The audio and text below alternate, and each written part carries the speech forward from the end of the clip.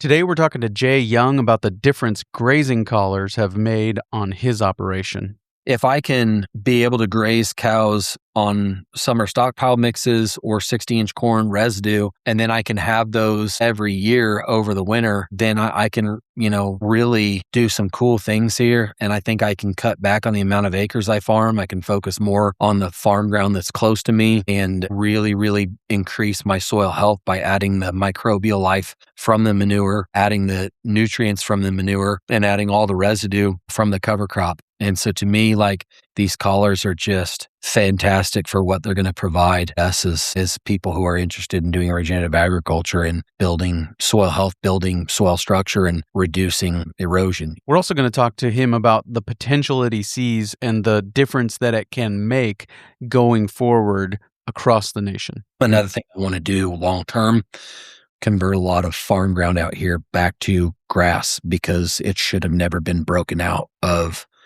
sod. I remember Kevin telling me that, and I'm like, no, we can do it. We can do it with cover crops. We can do it with innovation. And I just don't think that from Salina, Kansas, all the way through Utah should have ever been turned into farm ground anywhere. If we can convert some of that farm ground back to grass and start to build our water infiltration through the grasses, and that's the other cool thing about what Kevin's done. His highest organic matter on his farm is where he took crappy farm ground and planted grass. All that and more on this episode 499 of the Working Cows podcast, brought to you by Remedy Animal Solutions.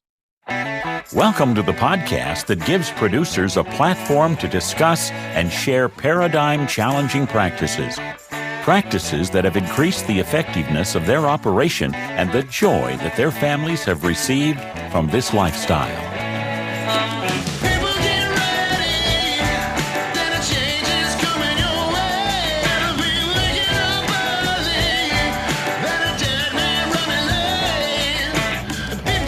Hi, everybody. It's Clay Connery, host of the Working Cows podcast. Very excited to be joined today by Jay Young. Jay is from Western Kansas and has been doing great work from a soil health perspective, also raising some great bulls. And he's got a sale coming up here at the end of March that we'll talk about later on in the episode. But just wanted to talk to him about his experience with grazing collars. And this episode's been a long time in the making, been kind of waiting to talk to somebody about it, because Jay had expressed interest to talk about it, and he wanted to get through a summer season. Then he said, let's go through the winter and see what that's like. And now here we are. And so really excited to have this conversation with him after kind of a lengthy trial period for him about the difference that these grazing collars are making on his operation. So here is my conversation with Jay Young. Jay, thanks for joining me again on the Working Cows podcast. Welcome back. Thank you, man. It's good to be here. Yeah. We've been in talks for a while about doing an episode about the work that you've been doing with grazing collars, and just kind of have talked to a lot of people who've had good experiences with that technology. And I remember way back to the start of the Working Cows podcast that those things were just kind of starting to come on the market, and they were incredibly expensive and maybe even cost prohibitive at that time, but exciting to see these things taken and getting some traction. And I just wanted to talk to you about your experience. So I guess, wherever you think is relevant to start, we can start there, but what has been kind of your experience with the grazing collars? Yeah. So, kind of just to give a background of what I do, I grew up on a farm in Western Kansas. We were just conventional farming. We would have a fallow period, grow wheat, corn, milo, and that was kind of the rotation. We get 16 inches of annual precipitation, and we are the least populated county for human beings and for cattle in the state of Kansas. So Greeley County, Kansas is where I'm at, and it's the middle county that borders Colorado. And so not a lot of opportunities to start a cow-calf operation. In 2016, I found out about cover crops, and I was determined to start a cow-calf operation running them on cover crops. That's gone really well. And I have had very little access to grass up until this last summer. at the most I've had 1 or 2 quarters, meaning 320 acres. So I would kind of run my bred heifer program on those quarters of grass, and put my replacement heifers out there with some bulls. And I would just have a set stalking rate, because of the distance. It was about 6 miles to those pastures. And so just not really feasible to drive up there, do rotational grazing. And plus I was doing rotational grazing with my cows on the cover crops.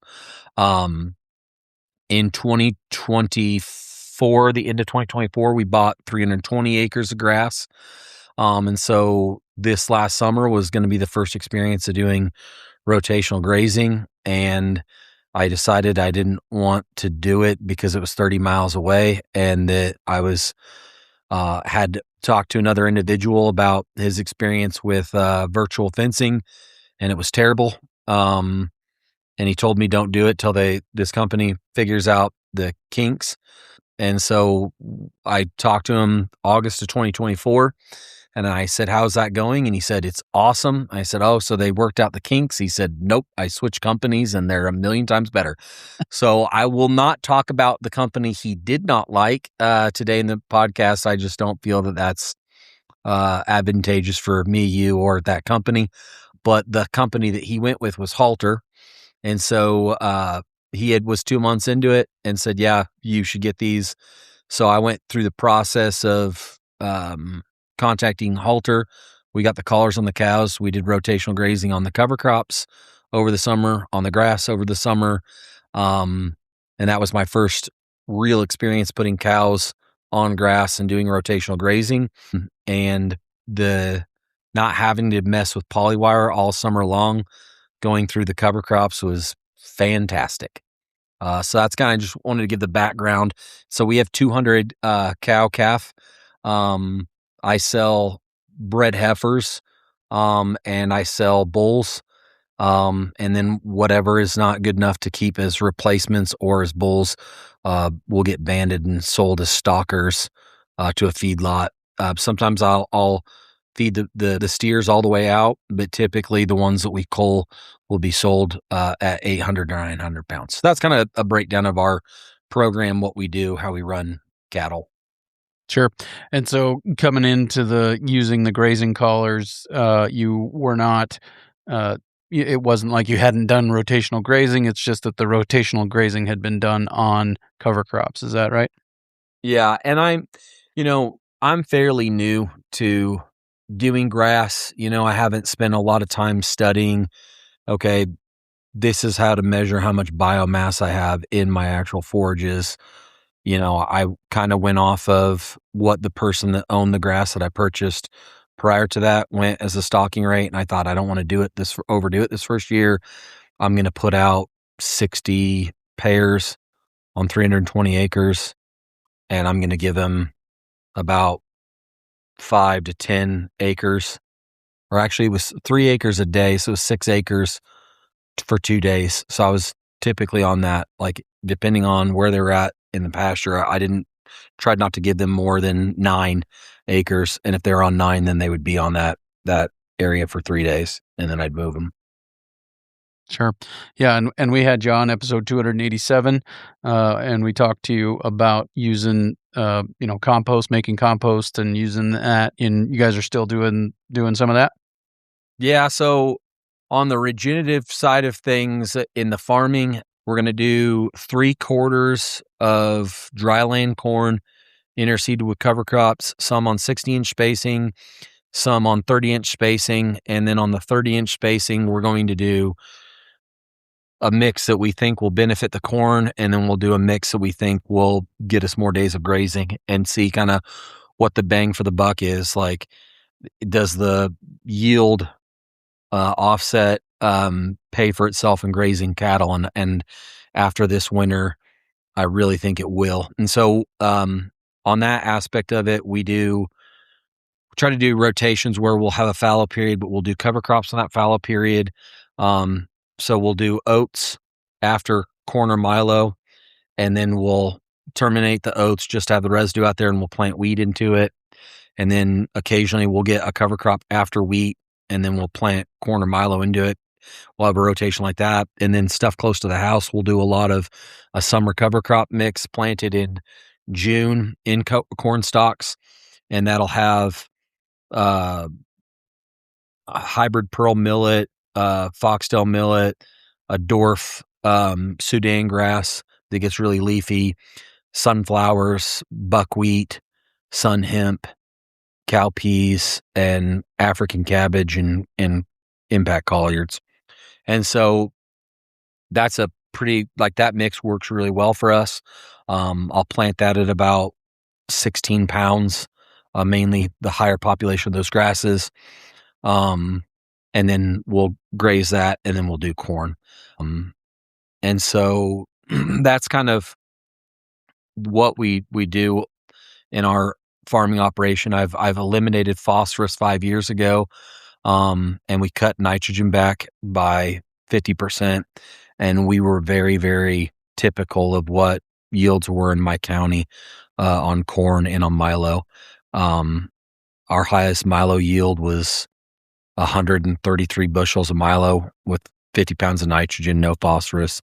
Our highest corn yield, I think, on dry land was 127 bushel corn with 50 pounds of nitrogen, no phosphorus.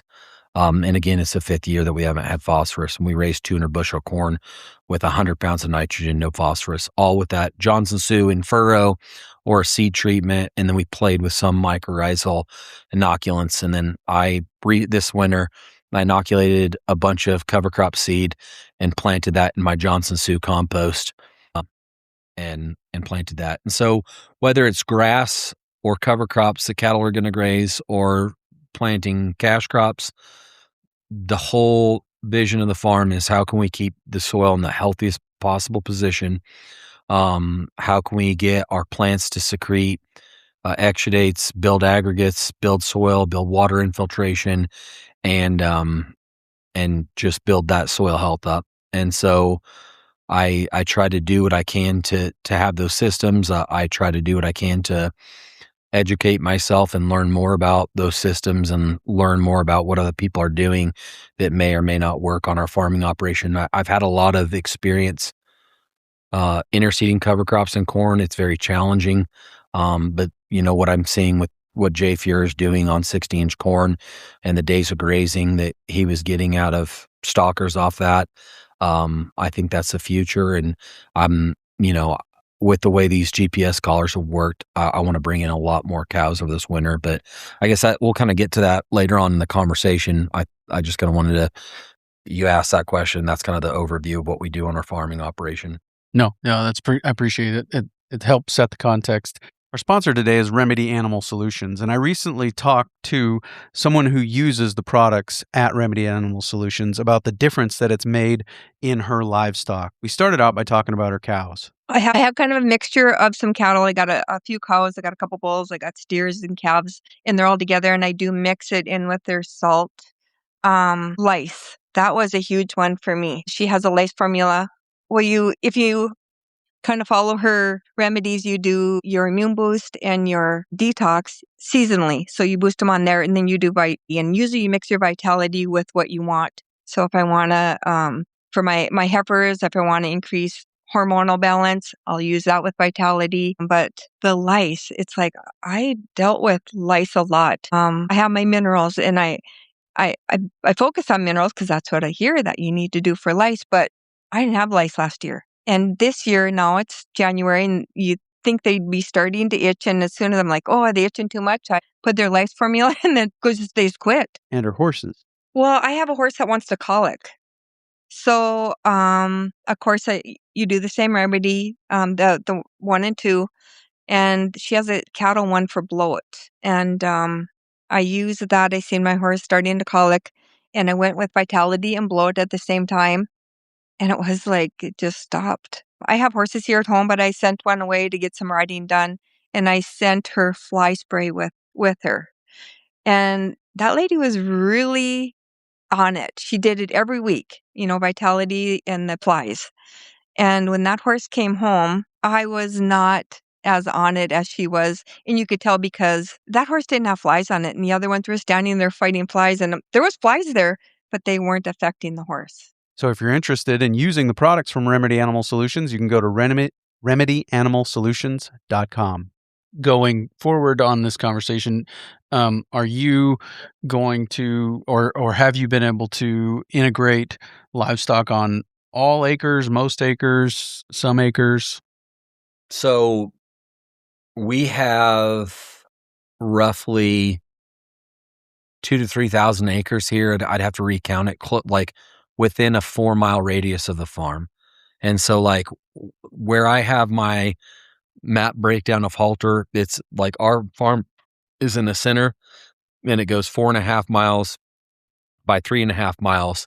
And within that area I own, or not I own, but my family owns, or we rent 60% of that farm ground.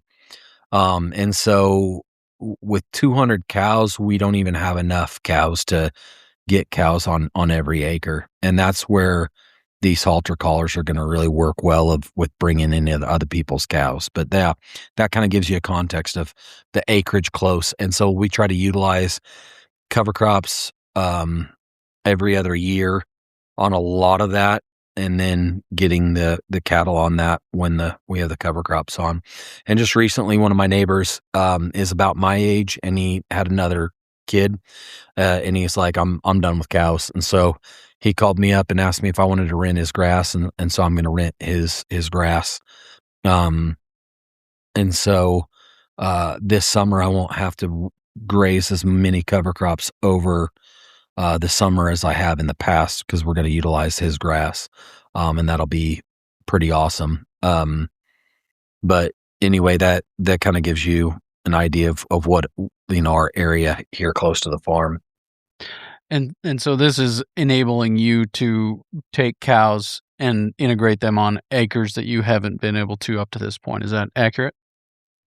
Well, it's not that we have. That we're going to be able to do a lot more density. Let me just kind of talk about the onboarding process and how well it's worked, and why my brain's turning we got to bring in way more cows. So when we got started with halter, I called up a rep and said I'm interested in getting collars on my cows. They sent out 3 individuals, and I took them around the farm. They kind of got an idea, and they're like, yeah, I think we can get this many towers on.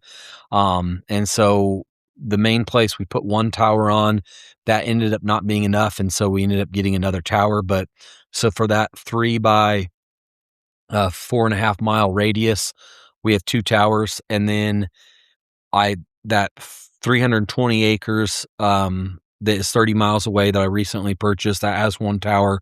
And then we're in the process of setting up another tower at my neighbor's grass that's 8 miles away, that we're putting a tower in there, and that will cover the acreage for that. I think it's like 1,300 acres of grass. So they come out, they kind of get an idea of the topography of your ground, and then you create maps that you send to them where you envision where the gates are going to be.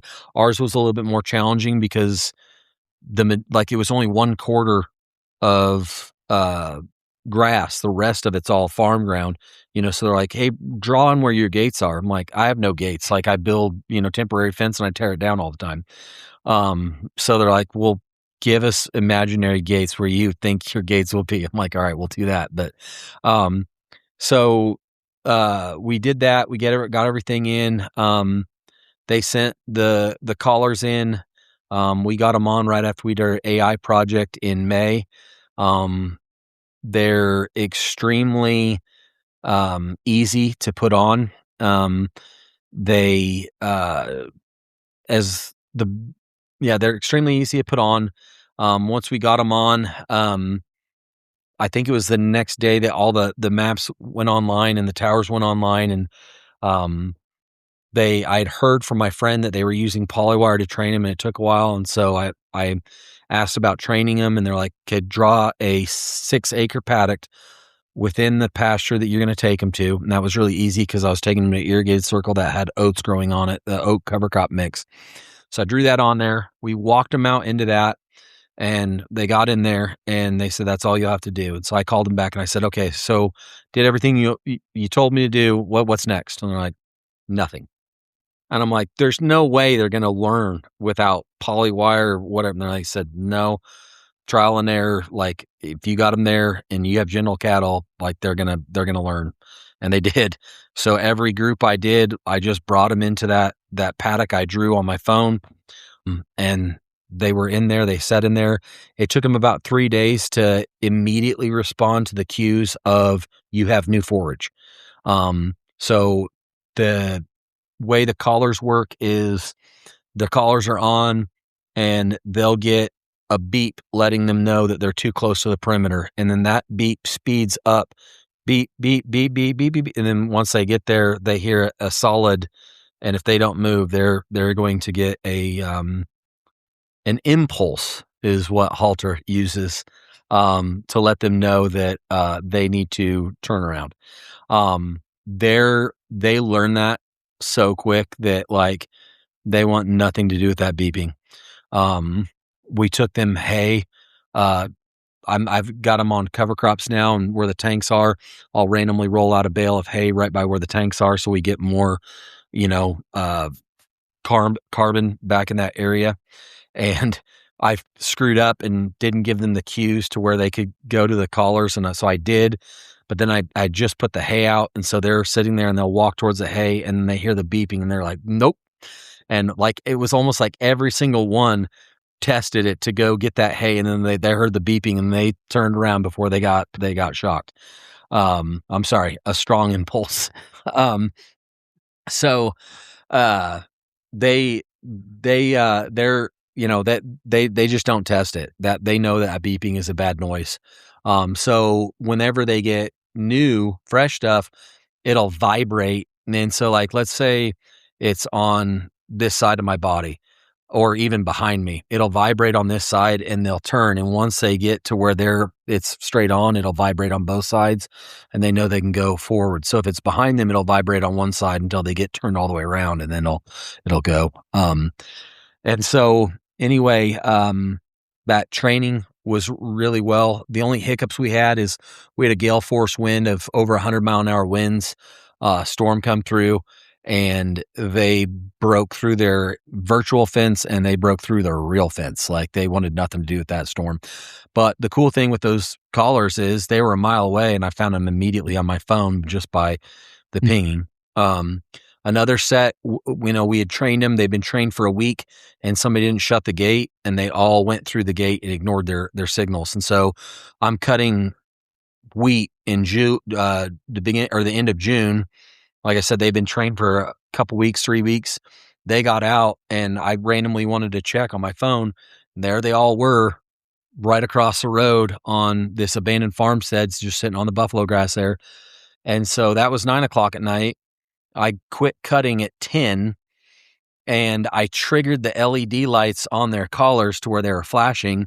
Me and my employee drove down there with a bale of hay, dumped it right by the tank, and in the dark, we got there and we put the hay down. We drove around to where all the cows were, and drove them in, and every flashing light, we moved it into the pasture. Once we got them in, I checked my phone. Yep, they're all in the pasture, shut the gate, and went home. And it took like 30 minutes to get all the cows in. Yeah. No, that's awesome. Is your ability to find them related to the reception that they have with the tower that you have set up? So the way that those signals work with the towers and everything, like I don't have any issues with trying to find the cows or anything. Like occasionally the system has gone offline, and you'll immediately get a warning on your phone that the system has gone offline. And once I think I was offline for 2 hours and they didn't get out. They said they will be locked in for the next 24 hours.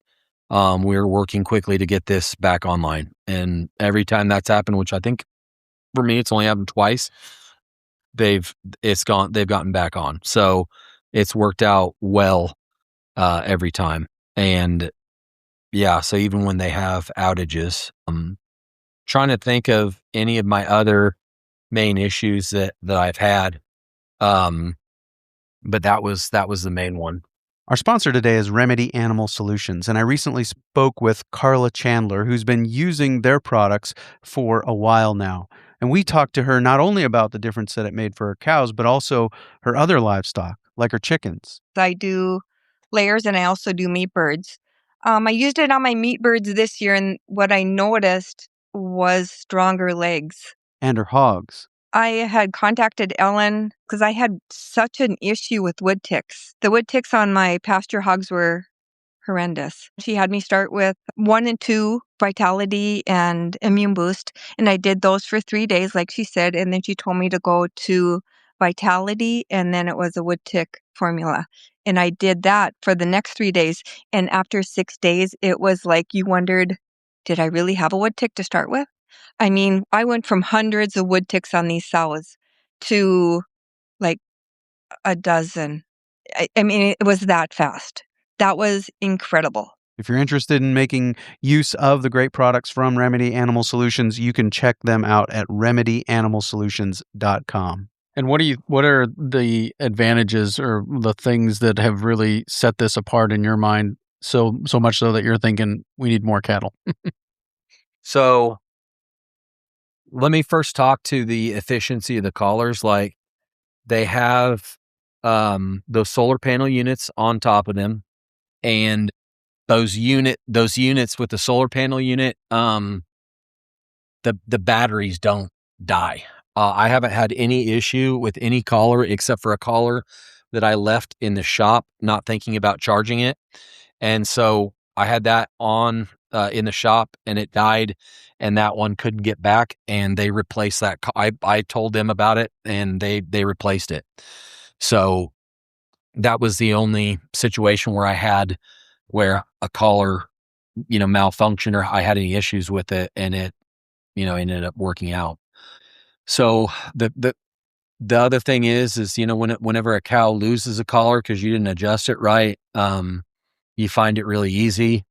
I think that's the one hiccup is like, you definitely, while they're growing, you're going to want to adjust that. So it works out fine for us because we bring them through when we bring them through when we pred check. And so, I'm going to be a little bit more diligent about, making sure I adjust that because I didn't adjust it when we pred checked, and I probably should. And I think that, if you have, my cows are fairly healthy because they've been on cover crops their entire life, so they're fat. And so the fattest ones, it's easier for them to lose that collar because their necks are so fat that you're trying to get that to where it's comfortable around their neck. Well, it fell off their head. And then I purposely, when I first trained the bred heifers this winter, I put the collars on loose and I lost 6 of them, but I was fine with that because I knew they needed to be as loose as possible. And the ones that lost them, I brought them in and readjusted them and put them back out, and none of them lost them again. So, I'm kind of getting the swing of how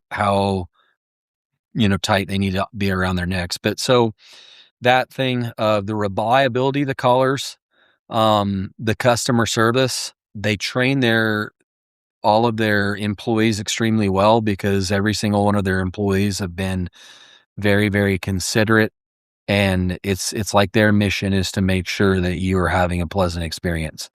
And so, to me, like not having dealt, like I haven't dealt with any of the other companies, so I can't say anything about the other companies. For me, like if I could compare like Halter employees, they'd be like to Chick-fil-A employees. Like, it is my pleasure to serve you. So that's been great. And then the other reason why the click in my brain, so like for getting more cows, like the grass, I've seen people just really increase their stalker rates. So I knew, like, when I got them, like I wanted to be able to do rotational grazing, and for pasture that's 30 miles away, moving them every day, that's just not feasible. And so I thought, for the cost of what the collars cost, if I'm going to double my stalker rates, absolutely, it's worth it. So, that was the biggest push for me, is I wanted this grass to be treated well. And I knew that was the only way for me to do that. The efficiency on the cover crops was insane. I learned that, some stuff like if you're doing rotation, you don't want to give them a mile long paddock. Especially if it's on a huge forage mix, grass, you might be able to get away with that, but the cover crops, they're going to eat away everything that you have in there in that cover crop mix. And then they're going to stay there and it'll even start regrowing. And so you got to kind of, if you're doing a forage mix like I do, you got to have smaller paddocks that they can't walk as far, and then you need to trample that down. And then you got to maybe sacrifice part of your field, create a trail so you can haul water to them and have a plan for that. And so I learned that you got to do that. The biggest eye-opening thing is I never put my cows on summer cover crops that were like a winter stockpile forage mix. So a winter stockpile forage mix is just a summer cover crop mix that you don't graze over the summer. You let it freeze and die, and then you have this massive, cover crop mix to graze over the winter. I always use that for my replacement heifer program because we scan our heifers, and some guy called me up this winter and said, "Hey, tell me about this cow, and this cow." I'm like, "Okay, well, why what directed you to these cows?" He's like, "You have the highest IMFs recorded for heifers." And so, and they don't get grain silage mix in my pens. They're, being developed on these cover crops. And so they do extremely well with their intermuscular fat, grazing these cover crops over the winter. So I've always utilized my stockpile forage mixes on replacement heifers. I've never put cows on it because my cows are typically really, really fat from being on cover crops, and I don't mind them losing a little weight over the winter on corn stalks. So I had that stockpile forage mix, and it was right ahead of going to corn stalks. And I thought this is going to work perfectly for moving cows because they'll go from this quarter of cover corn to this quarter of cover crops. And on the corn, on irrigated corn, we were giving them about 5 acres a day, and that was about maxed out, like 120 cows, or no, at that point it was 200 cows on 5 acres, and that was pretty maxed out. So we kind of moved it to 6, so played with 6 and 5 acres on that irrigated circle. I love it on corn stalks because when farmers in my area, they'll set stock an entire field, and I typically do that too because the ground gets frozen. It's hard to mess with polywire over the winter. Those cows go out there and they eat every bit of corn that they can get, within the first couple of days. That's not good on their gut biome. And then they have nothing, the next 2 weeks that they're out there. Now with the collars, they're getting only the corn that they can get in that 6 acres. And so that's been amazing on the corn, having the balanced diet over the irrigated corn. We went to irrigated milo. It was about the same, 5 to 6 acres a day, with 120 cows that we had out there. And then we got over to the dry land, and I was only giving him like 10 acres a day on dry land corn, moving them across that because I definitely didn't want to tear up my dry land ground. When I got to the irrigated cover crop mix, I put them on 6 acres, and they didn't put a dent in it. So like for 5 days, I'm like, man, this was pretty efficient. So I gave them a new acre and took away an acre and put them on 6 acres and started moving them across that. And 120 cows, I had on one fresh acre a day, and they'd lose an acre, and they were on 6 total acres moving across there. And they just camped on that fresh acre. The first thing they do, and when they get in this summer stockpile mix, it's a race for them to hammer every sunflower head. And so they go through that, and as quickly as possible, they know if they're going to get a sunflower, they've got to go fight for them. And so the whole group moves through that acre eating the sunflowers, and then they eat the rest of it, and then they get a fresh acre, and they're typically off that. And I was it was 100% ground cover that I was leaving.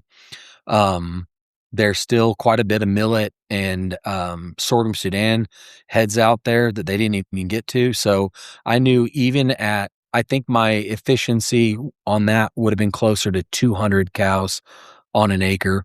I ended up when I was on the corn, this is another cool thing with these collars. My neighbor calls me when they're on the corn and says, "Hey, I told you couldn't graze my corn stalks, but I heard you got those collars that you're talking about.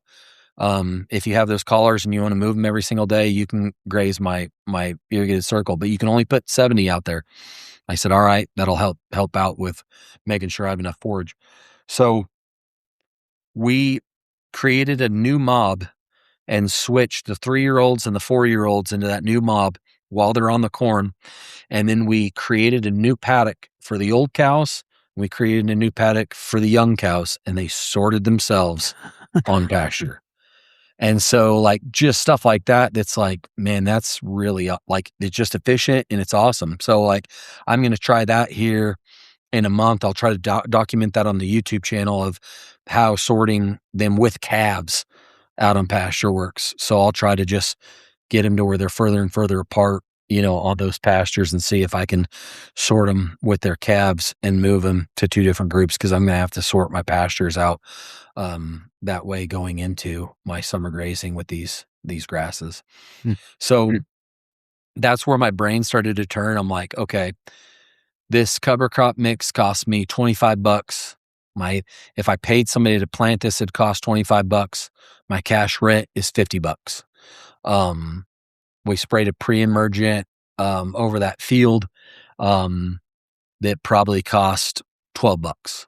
So my cost per acre was $112.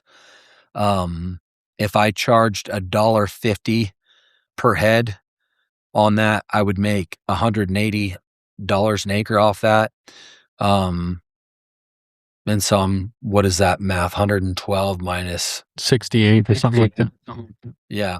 So that's what we'd be making, for grazing somebody else's cows minus my cost to paying an employee to go haul water.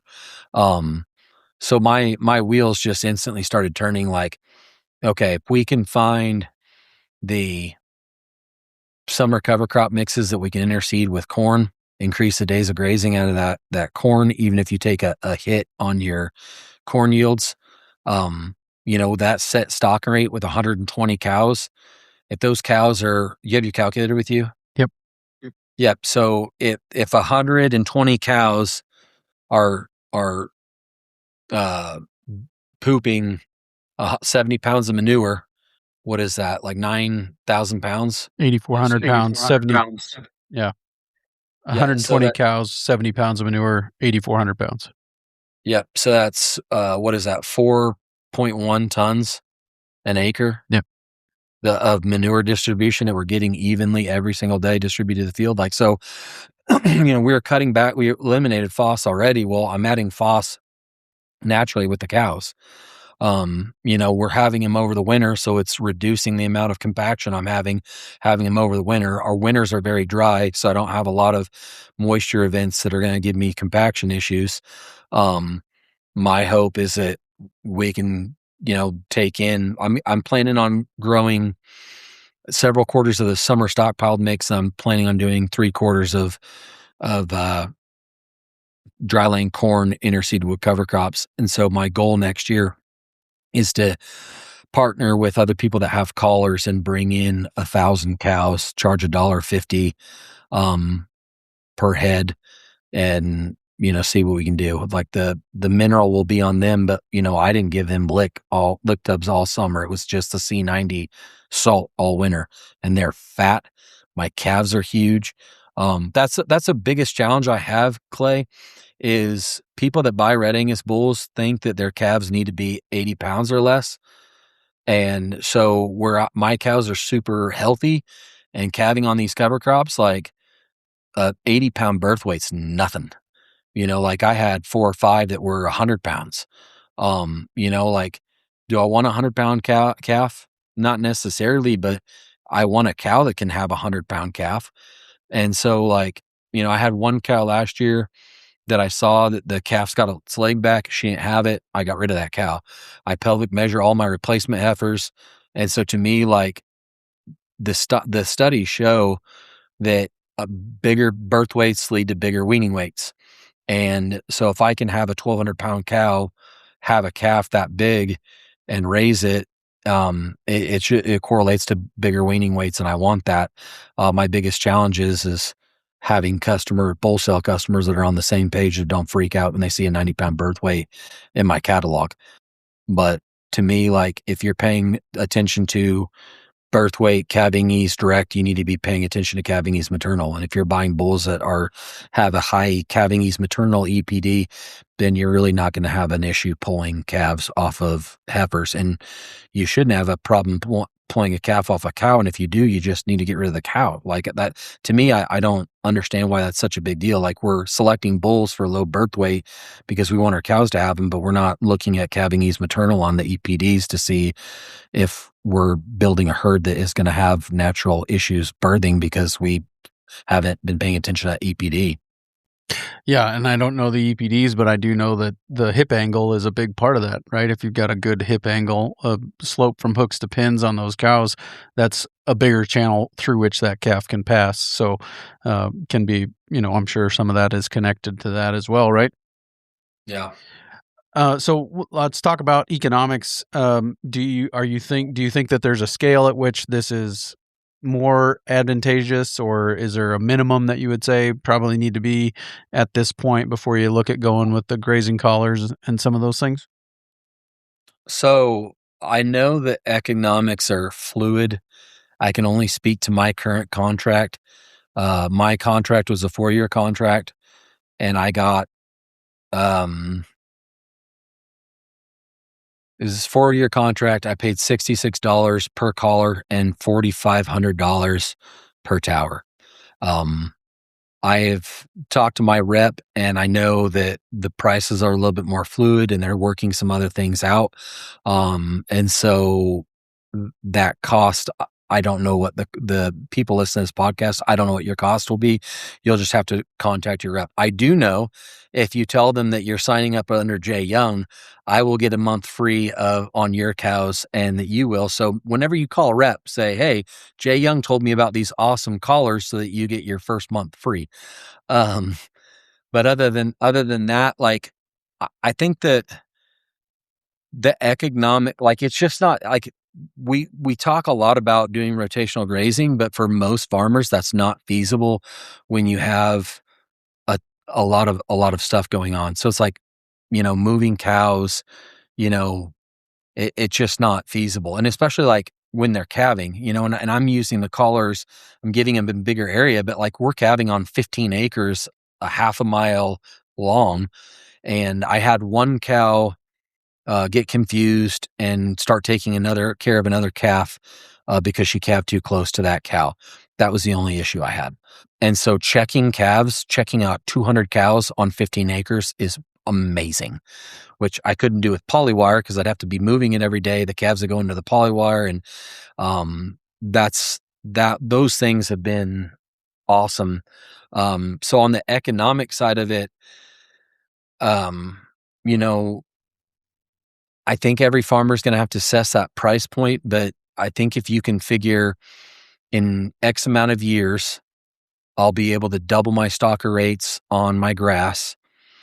If I have other people that will bring me cows and I can graze their cows on my system and they're paying for the collars, then it's really worth it for you because you're not, and to me, it's worth it for the individual. Like, if their cost, if a rancher's cost to take care of a cow over winter is like $2.50 to $3, and they can get them to me fairly cheap, then the collar, $100 to have a collar at my place while I'm doing rotational grazing, like, will work well for them because the economics of it, for 90 days, here, almost pays for the collar itself. And then you have it, you get to the using over the winter, it's going to be awesome. Guys that do hay can just quit doing hay. They can do the summer stockpile mix and just hammer through that mix, have all that residue on the ground that you're not taking away from the hay, having all the manure placed back on your ground that you don't have to fertilize. Like, to me, you get rid of your hayer and don't even think about doing hay. Buy hay if you need it, but don't, make hay that's expensive that ends up rotting when you don't use it because you had too much of it in a wet year. To me, and the other cool thing about these summer, Kevin Wiltsey does a lot of rotational grazing. Have you had him as a guest? No, I met him at the South Dakota Soil Health Coalition. You got to get him as a guest because he converted a jack ton of farm ground into perennial grass, cool season grasses. And his, like all of his neighbors are like, you're nuts. Like, what are you doing? And he's the one who's laughing to the bank now with how the price of cows and doing rotational grazing on that grass. And so, Kevin is very, very forward thinking, very, very humble. He won the Leopold, award for conservation this year. And he worked with the NRCS in getting a lot of water, on these areas. And he's very forward thinking and does a lot of rotational grazing. He'd be a great guy, to talk to. Yeah. No doubt. Thank you. I appreciate that. I will get in touch with him. It's funny. I can't remember now why I'd specifically brought up Kevin to talk about a point. I just gushed over him, and now I don't even know why. Yeah, I think you were talking about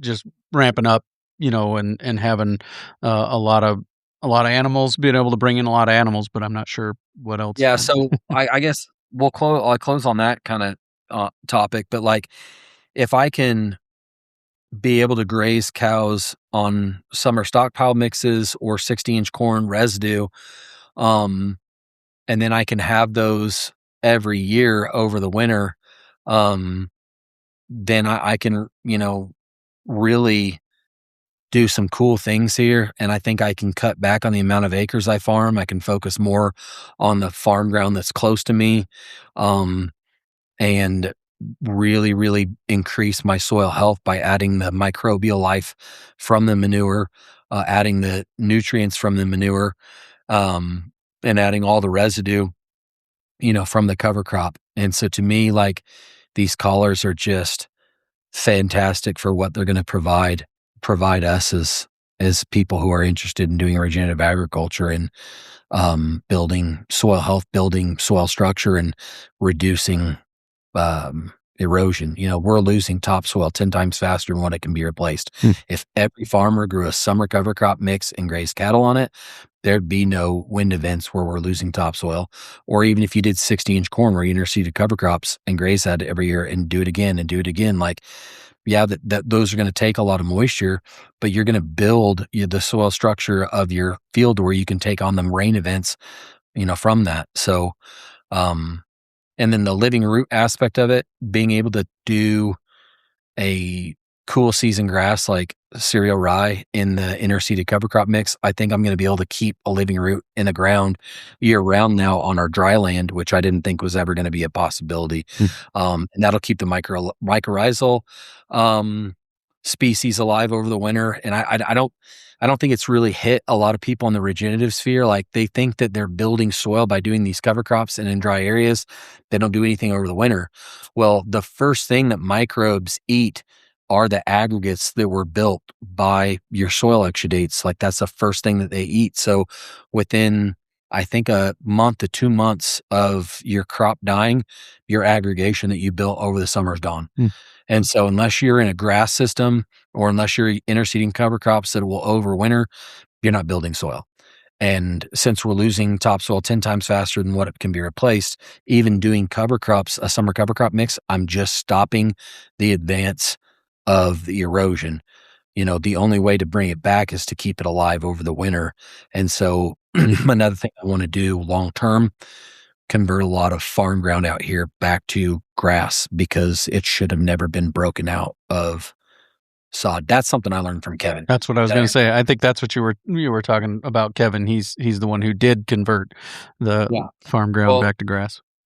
So Kevin, I remember Kevin telling me that, and I'm like, no, like, we can do it. We can do it with cover crops. We can do it with innovation. And I just don't think that from Salina, Kansas, all the way through Utah should have ever been turned into farm ground anywhere. I mean, unless you can irrigate it, and even then you shouldn't be tilling it, or if you till it, you should get a root back in the ground immediately. This should have never been broken out of grass.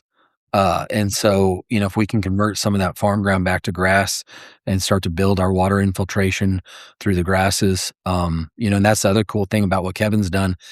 His highest organic matter on his farm is where he took crappy farm ground and planted grass. And it's better than his pastures that were never broken out.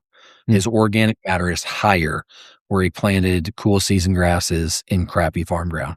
He was able to reverse, change, and increase where he did that. And he can't, it's racking his brain. He's like, well, been doing rotational grazing on the grass. The grass should be as healthy or healthier than the, cool season farm ground that got turned back into grass. And it's not.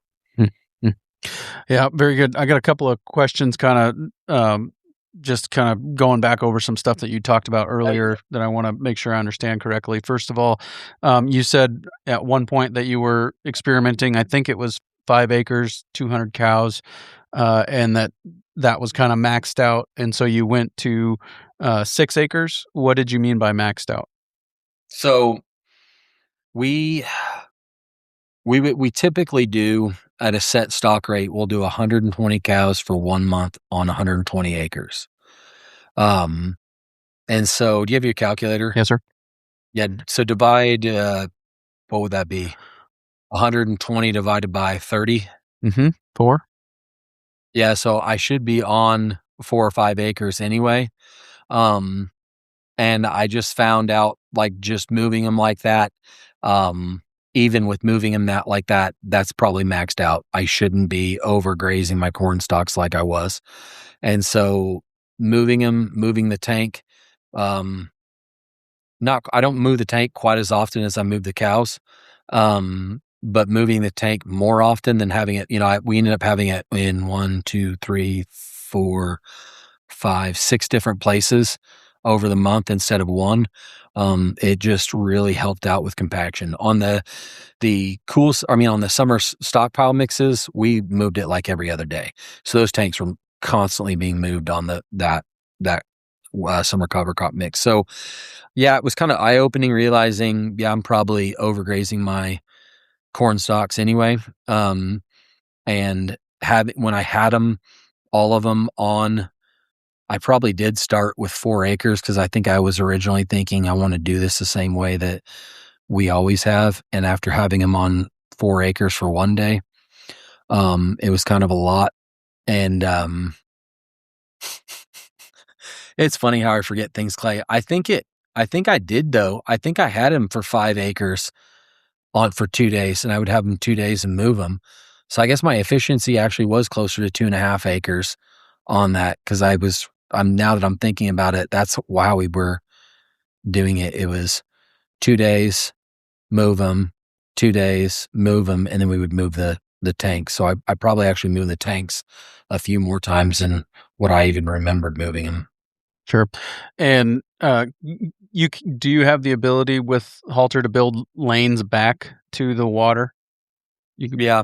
So I guess we didn't really talk about the user friendliness of that, but I mean, it's on the app. It's quite simple. Like there's a plus button at the corner of the app. And if the listeners want to go watch my YouTube channel, Young Red Angus, I have a video, my latest video that came out in January.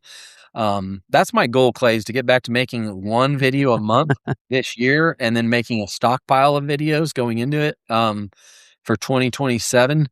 We'll see how it goes. I really admire your consistency of being able to put out an episode. I know it's challenging and I really appreciate the hard work that you do, to keep the regenerative agricultural message going. But anyway, moving them is really simple. You push the button, like plus button, and it'll show you the pasture, and you just push that plus button again every time you want to set a boundary. So if I have a quarter and I can see the quarter on my screen, I'll put the boundaries and I'll just move it up just a tiny bit. And after you've done it a few times, you kind of know how much you need to move it to get an acre. And I'll go across and put a button, push the button there and down.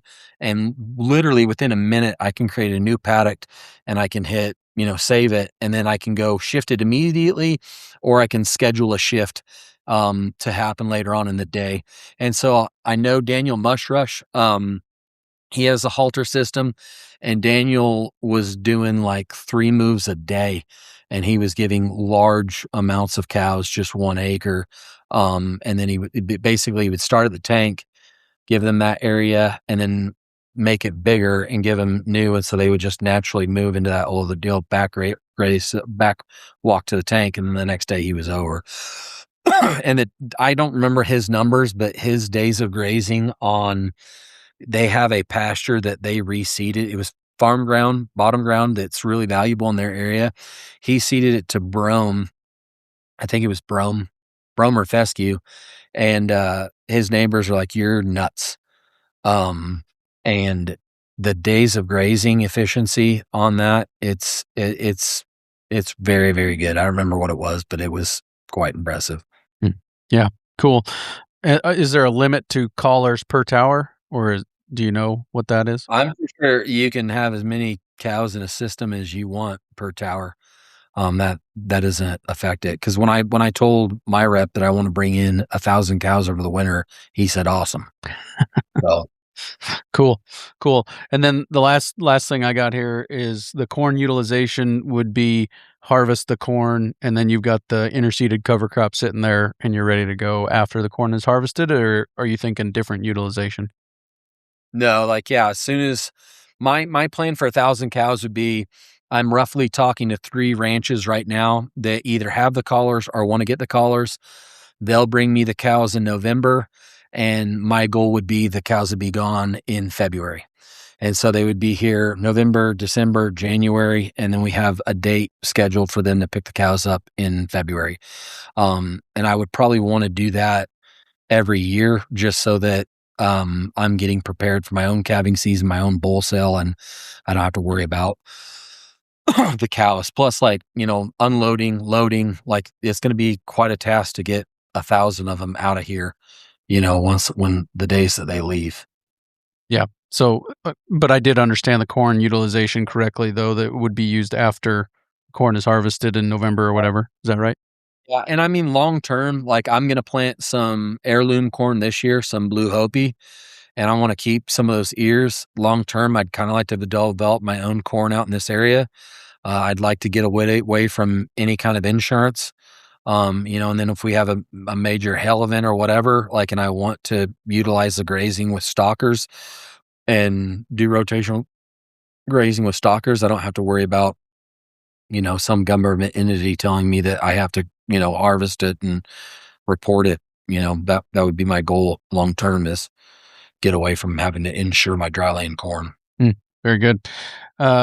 Jay, I think we've covered all the things that were on my mind to talk about. Anything we missed, or anything else that needs to be covered from this perspective as far as grazing with collars? Yeah, I think that that was everything that I can really think of. I get into quite a bit of detail in that YouTube video, and people can email me if they have any questions. I don't mind answering questions and helping them out. My email is youngredangus@gmail.com. If they search Young Red Angus on YouTube, my YouTube videos will pop up. I do want to shamelessly promote my bull sale that is the last Thursday in March. I believe off the top of my head, that's March 27th. 26th. But 26th, thank you. So, and yeah, it starts the 25th and ends on the 26th. But I develop bulls on these cover crops, and they're forage raised and ready to go. And you can find that out on youngredangus.com. Very good. Yep, that was my last question, was to give you an opportunity to promote the bull sale. So we'll have links to all that in the show notes page for today, including the video, the Grazing with Collars video, and the Young Red Angus website, and the link, and probably a direct link to the bull sale. So make sure you check that out. Jay, as always, it's a pleasure. Thank you for your time today. Absolutely. It was awesome being on. Very good stuff there with Jay. Really appreciate his perspective and his experience and his big picture thinking, and the way that he is looking forward and thinking about what can be. And man, if his vision could be realized on every acre of American farm ground, agricultural land, it would be amazing. So I hope these collars are a technological solution that can help with achieving some of those things, because it would be amazing. Well, coming up, next on the Working Cows Podcast, episode 500 of the Working Cows Podcast. Very excited to share that with you. So I'll just let you think about who that guest might be, and I look forward to sharing that coming your way real soon on another episode of the Working Cows Podcast. We invite you to visit workingcows.net to subscribe to the show via iTunes or Stitcher. You'll also find detailed show notes pages, resources from our guests, and the industry leaders who have influenced them. For more ideas on putting your cows to work for you in a more profitable way, tune in next week.